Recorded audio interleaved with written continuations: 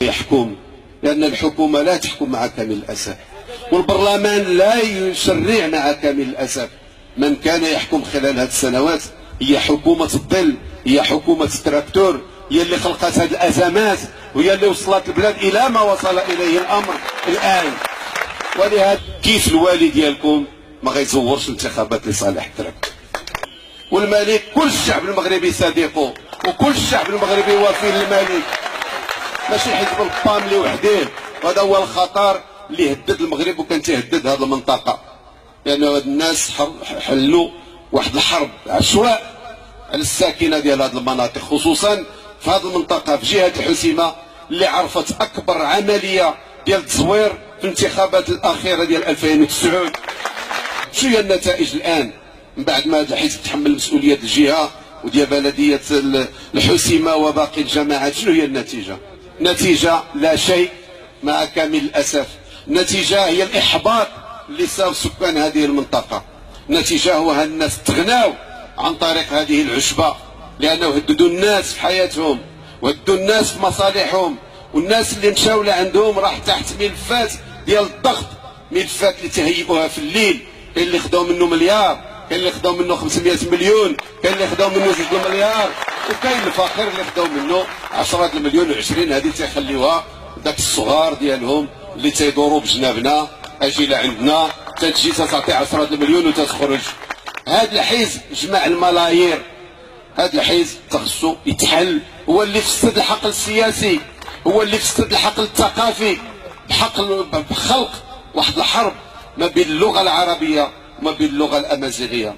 والمغاربه كلهم امازيغ وكلهم عرب، واللي تتوحدنا لا اله الا الله محمد رسول الله. الحزب جاب لنا ما يسمى بالعلمانيه، وجاب لنا فكره ديال فصل الدين عن الدوله وعن التسيير، وبدا تيحارب الاسلام بدعوى انه علماني، وبغى يتونس المغرب وبغى يخلق الحزب الوحيد. وهالنتائج اللي ستعرفها تونس الان، لان ومصر وغيرها. لهذا هذا الحزب هو اللي تعين هذه المدراء المؤسسات العموميه، وخصوصا المشاكل اللي تتعاني اللي هي المياه والغابات. السيد الوالي خصو يكون الى جانب الشعب، لان لما اللي عينوا راه هو صاحب الجلاله ماشي التراكتور.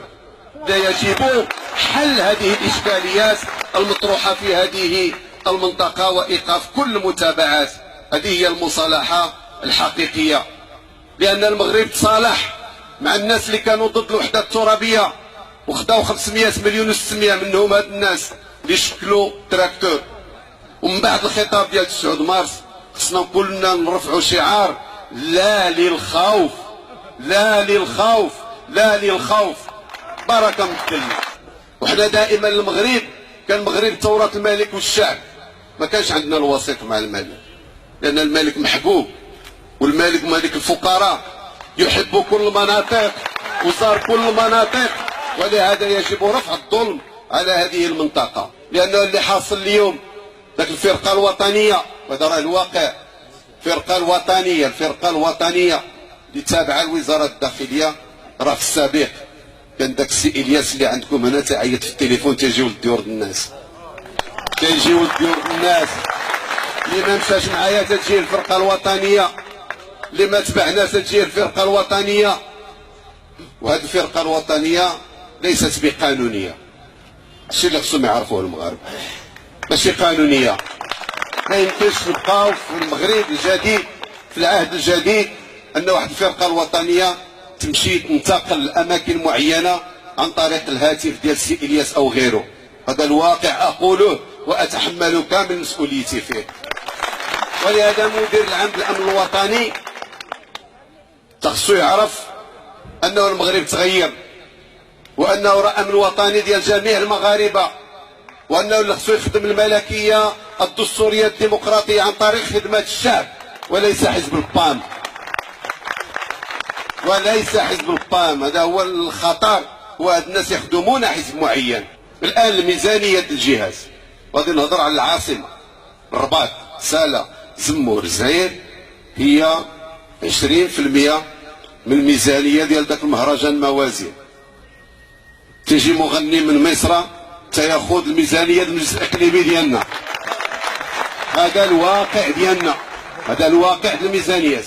الا سالت الرئيس قلت له شحال ميزانيتك وسولت شاكيره بشحال، شاكيره 10 المرات هذه الميزانيه.